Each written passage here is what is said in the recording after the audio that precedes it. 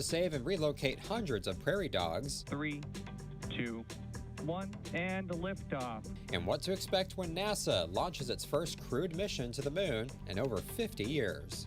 From our nation's capital, this is the National Weather Desk. Good morning and welcome to the National Weather Desk. I'm meteorologist Jordan Evans. Dangerous severe weather is still expected to return today, and that Storm Prediction Center now believes the threat is larger than it was yesterday. An elevated risk, that's a level 3 out of 5. That's in place for the 10 million people who live in that area shaded in orange. That includes Indianapolis and Columbus, Ohio. The level 2 risk includes Chicago, Cleveland, and Pittsburgh. Late this afternoon and evening, the entire area could see some very large hail, a couple of tornadoes, as well as some damaging wind gusts. All thanks to a cold front that will bring cold temperatures here and then the rain to the East Coast tomorrow. As for today, much of the country will experience another day of summer-like weather. We are talking about 80s and 90s from the southwest all the way to the Carolinas and Florida. But that cold front also brings changes tomorrow. Highs in the plains, Midwest and Northwest will only be in the 50s. Amarillo, Texas could approach 100 degrees today as well. Tomorrow's high there, only 45 degrees colder. Portions of the Middle East are now experiencing a rare storm that could bring floods, damaging winds, and even a few tornadoes. Videos posted online show 18 inches of hail covering the desert in the United Arab Emirates. It's all thanks to a low-pressure system drawing moisture from the Persian Gulf and the Red Sea, and a year's worth of rain could still fall in a few days, along with a threat for some tornadoes and dust storms. Hawaii is still in cleanup mode after days of heavy rain. Part of that process involves getting the dogs that were lost during the severe weather back to their owners. Milani Richardson has that story. Friday's flooding on Oahu's North Shore stranded people and pets, but thankfully, Lucky the dog was saved. Chris Casey, an animal protection officer with the Hawaiian Humane Society, is one of many helping rescue and feed animals in the floodwaters. You know, it was definitely intense being in waist-deep water, but just, my main concern is that we were able to at least distribute food or any kind of care, any services that animals needed. Field 5 to dispatch. On Monday, it's his 7th straight day of work, and he's with Josh Carey, the American Humane Society's National Director for Rescue. In the muddy agricultural fields of Mokuleia, Here's some dried food. the team found a farm worker whose dogs needed food. But then the Humane Society's vehicle got stuck in the mud. The team needed help themselves. So a group of farm workers pushed them out. So literally minutes after the agricultural workers and the Humane Society workers got together to push the truck out, then they got word that some puppies needed rescuing. Apparently the mother died, and so now they're gonna go in there, get some puppies and take them to safety. Ugh. Casey and Carey went in to pull out the puppies, and the farm worker is full of gratitude. I feel so good, especially if you're rescuing these cute little babies right here. Just brings joy to my heart. This is the goal, is to be able to help the community and the animals. It just shows the community, they come together for each other no matter what. Give them some treats. It's all in a day's work, and then it's back out to save and feed more furry friends. 32 years ago this week, an outbreak of killer tornadoes broke out across the southeastern U.S. 42 people died in 3 states. In Piedmont, Alabama, northeast of Birmingham, 20 people were killed and 92 others were hurt when an F4 tornado struck a church during the Palm Sunday service. This week also marks another tornado anniversary of an outbreak more than 130 years ago. Here's Birmingham meteorologist Evan Chikvara. March 27, 1890. Why? Because we had a tornadic event that hit the middle of the country, the Ohio Valley, parts of Kentucky. Research has gone back and set up a surface analysis of basically what we had. But imagine this, 5 tornadoes that on the Fujita scale at the time were F2 or higher. 2 of those were F4s. And pay attention to this date, 1890.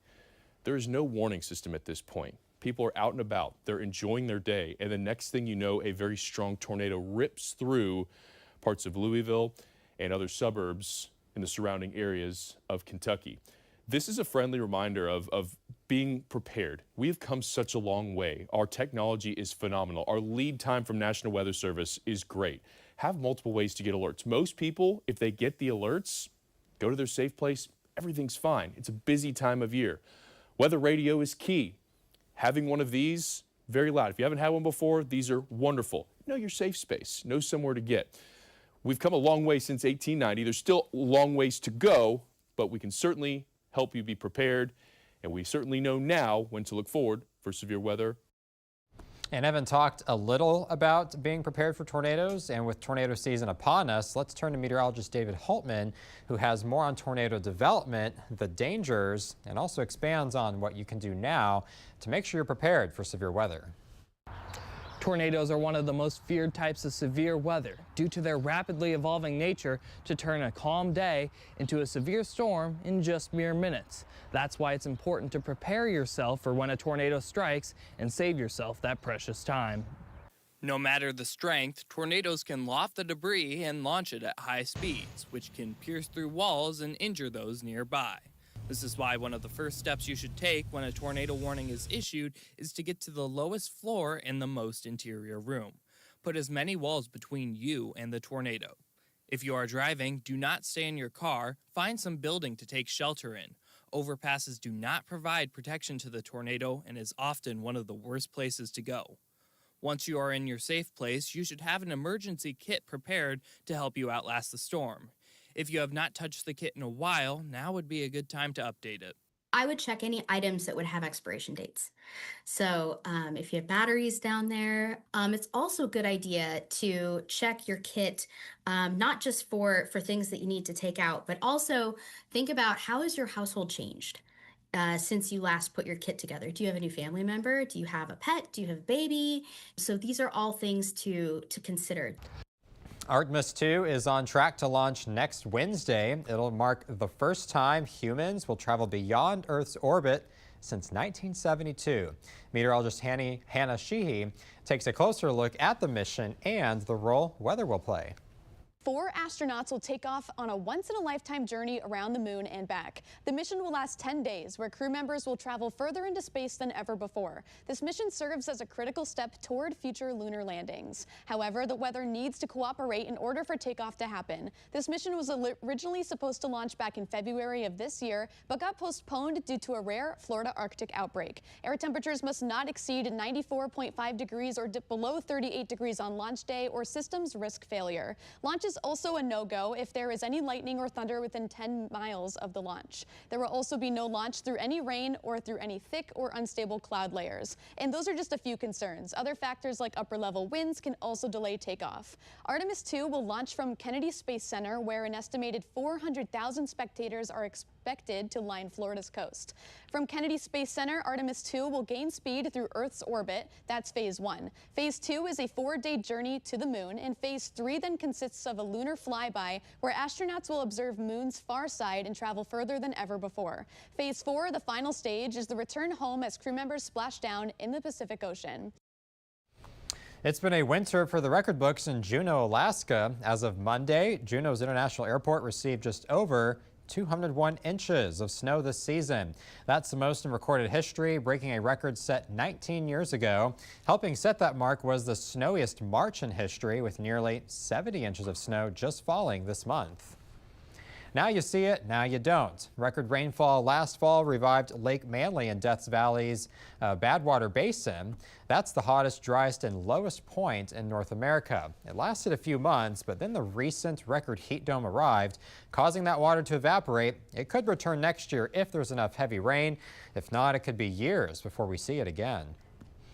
And coming up on the National Weather Desk, we'll look at when you can expect your favorite spring plants to start budding and blooming.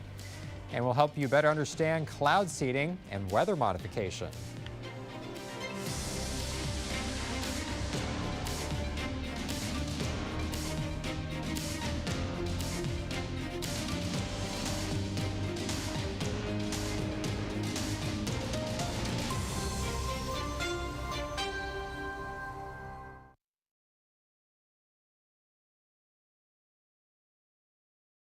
I'm meteorologist Charlie Lopresti. We'll look at the northeast. We have a warm front moving through the northeast early this morning. Any leftover rain showers are moving out. The trend will be for brighter skies to return this afternoon. This is 2:30. And look at the warm up with a stiff southwesterly wind. Most areas in the northeast will warm into the 50s and 60s with a few spots warming to near 70 degrees. This cold front puts an end to the party. There'll be another round of showers and maybe a thunderstorm for tonight. Look for clearing skies on Friday, but it will be turning colder. I'm meteorologist Jasmine Lomax with a look at the mid-Atlantic region. Into the day, there is the chance of a few showers. There will be a better chance of rain overnight and into Friday. As a cold front moves across the region, some storms are possible. Temperatures will rise to the 50s, 60s, and 70s for a warm day across the region. Then overnight, temperatures will drop down to the 40s and 50s and 60s, followed by a cool Friday afternoon. Hi, I'm meteorologist Jennifer Collins with a look at your southeast forecast. While mild conditions continue for most of the Carolinas heading into Thursday, a warming trend is underway for the Mississippi River Valley with temperatures in the mid to upper 80s. Still warm across central and south Florida with highs in the low to mid 80s. Mainly dry conditions for most of the southeast with sunshine across Georgia, Alabama, and Mississippi heading into Thursday. A few pop-up showers across most of central and west Florida. As we head into Friday, the rain chance continues for the Florida Peninsula.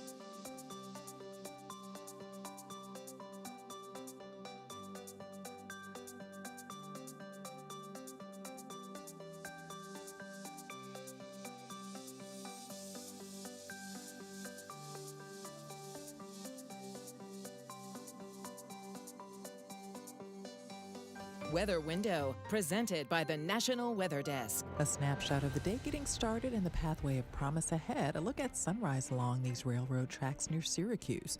A drone's eye view of gorgeous peach blossom trees in Utah and a striking strip of beauty, a rainbow seen on the island of Oahu. And back to the mainland and a springtime treasure, tulips and daffodils in Washington's Skagit Valley. Want to see your weather photos and videos on TV? Click Chime In on this station's website to share. We received word this morning that the cherry blossoms along the tidal basin in Washington, D.C. are officially in full bloom. Flowering trees bloom in spring thanks to cooperation from the weather and the sun. Meteorologist Violet Skybor explains how it works. What causes the trees to bud? Well, it actually has to do a lot with the weather, but also the sunlight. First, photoperiod. Trees bud when the daylight gets longer. They need about 12 hours or more. And of course, we hit that 12-hour threshold during the spring equinox. Second, we need chilling requirements. Believe it or not, we actually need a cold winter in order for a good spring bloom. About 700 to 1,500 hours spent between the 32 to 45 degree mark. And that helps dormancy. Then in the spring, when it starts to warm up, we need a certain amount of warmth. Number 3 is growing degree days. So we need our average daily temperatures to be above 50 degrees. So that's the average of the high and the low for about 10 to 15 days in a row to see that bud break. But you don't want buds too early because when it gets warm too early, those trees and fruit bushes begin to bud in early spring, and the next cold or frost can kill off those buds. So that's something you don't want. Second, you don't want too cold temperatures late in the season and frost as well, which after bloom can be really deadly once the flowers start to break out. 25 degrees or colder can kill off 90% of fruit crops. And rain, you don't want too much of it because it deters pollinators and washes away pollen. Plus, the fruit set is limited, so you don't get as much apples on the apple trees, or the quality of them is hindered as well. Storm clouds have features that make them unique and can give you clues about incoming weather. Meteorologist Zach Hatcher reviews some of them. So this one here first is a shelf cloud. It looks like a pretty long extended feature alongside or along the parent thunderstorm cloud, and it kind of looks like there's a shelf to it. So that's where you get the term shelf cloud.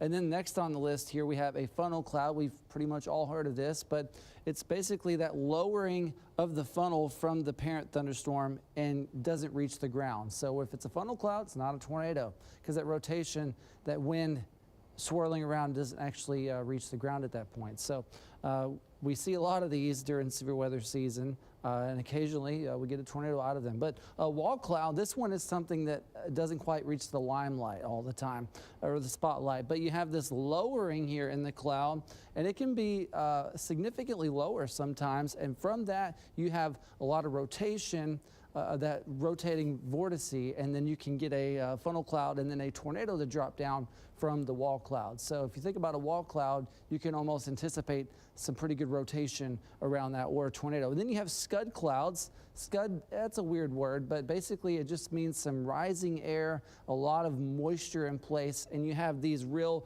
weird cloud features. Could be dangly clouds, could be just segments of little segments of clouds, but it hangs down below the main cloud here with air rising up, and it just looks kind of weird, but that's called a scud cloud, but that itself is no reason for concern. Yeah, and they're often sometimes mistaken for tornadoes. Prairie dogs are getting out of hand at a local park in Amarillo, but community members said no to them. Reagan Lopez tells us about the city's solution to manage and relocate the population. So far, they've rescued 35 prairie dogs and cleared 55 burrows by flushing them out with a soap and water concoction. We start flushing the burrow. Then as the burrow starts filling up and you start to see some suds, because we do use Dawn, and you start to see the suds come up to the top, you'll start to see them poke their head out. And they'll poke their head out, go back down, then they'll poke their head out again.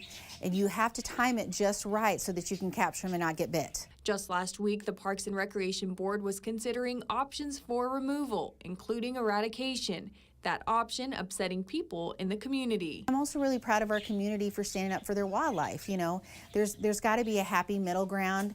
We can't save everything, you know, but we have a responsibility to the animals in our community and to be good stewards to them. Well, we had a conversation with our park board, and we were looking at different options on how to address the population. And then Stephanie from Wild West reached out to us, and that's really where the transition happened of, let's look at what we can do to relocate them first.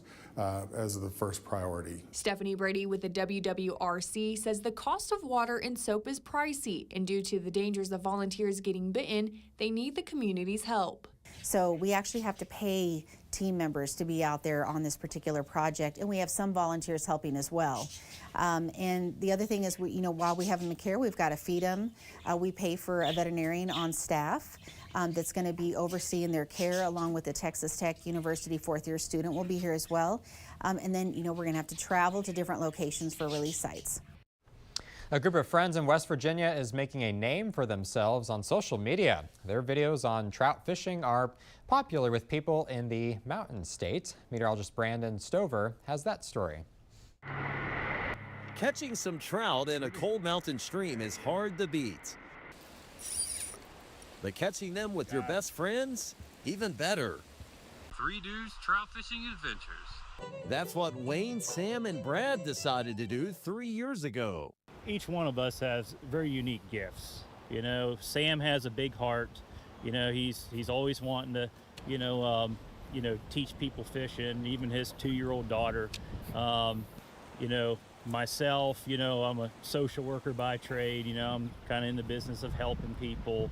Brad, he used to be the director of the United Way of Harrison, Doddridge County.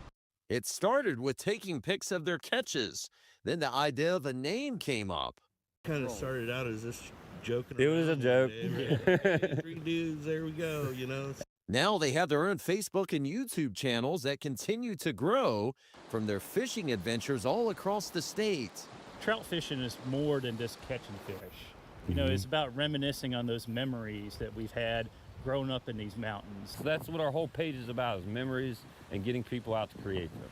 Recently, award-winning photojournalist Brad Rice and I made the trip up to the North Fork of the South Branch of the Potomac below Seneca Rocks to join them and to cast our line a few times also.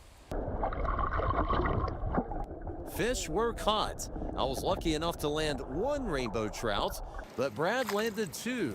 As for the 3 dudes, they caught several. This is my favorite stream in West Virginia, the North Fork of the South Branch of the Potomac. There's one goal: promote their love for fishing in West Virginia. Just go out and enjoy yourself. Don't think about if you're spinning or you're fly fishing. Just go fishing. And time now for a short break, but first, we soar over tulip fields in Washington State.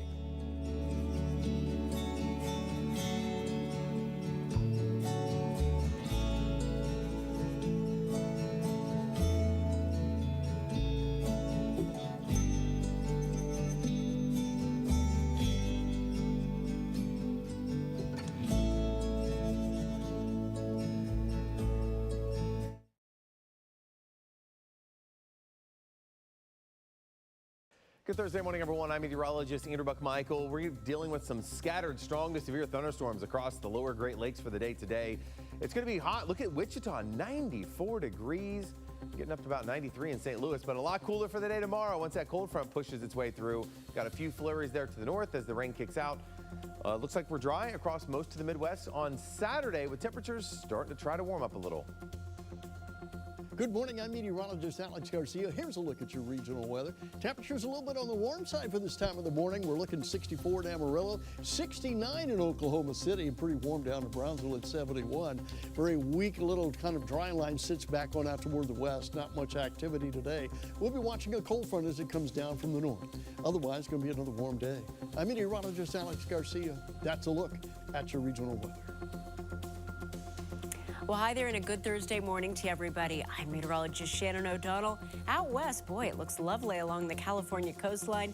70s from the city by the bay to the city of Angels, back to 100. Heat goes on out of Phoenix, Arizona.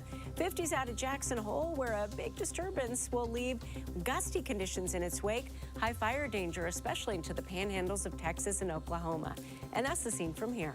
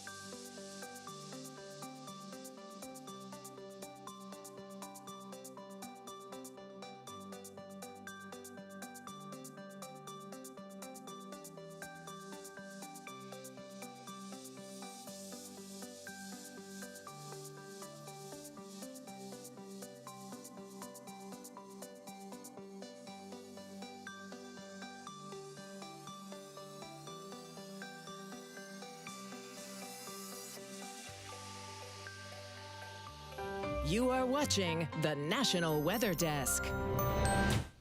Nevada's water supply outlook from March is calling the season a warm snow drought. To help add moisture to the region, the state is turning to weather modification. Jaden Zelms has details on how cloud seeding is being used. I spoke with the head of Nevada's cloud seeding program from the Desert Research Institute. Cloud seeding works from using ground generators to release a natural silver iodine into the clouds, and this helps to turn any ice crystals into rainfall. Frank McDonough says they have seeded all storms that have met criteria, some of that criteria including below freezing temperatures and also avoiding potential hazardous levels of snowpack. And they've never seeded during holiday weekends. McDonough explains the main purpose of seeding. That's the primary concern, is increasing the snowpack and the subsequent water resources. It's an important resource to the driest state in the U.S. and I think it's safe and it's beneficial and it works. And like I said, we do it from the ground and we do it only during storm periods and we only do it in the winter. So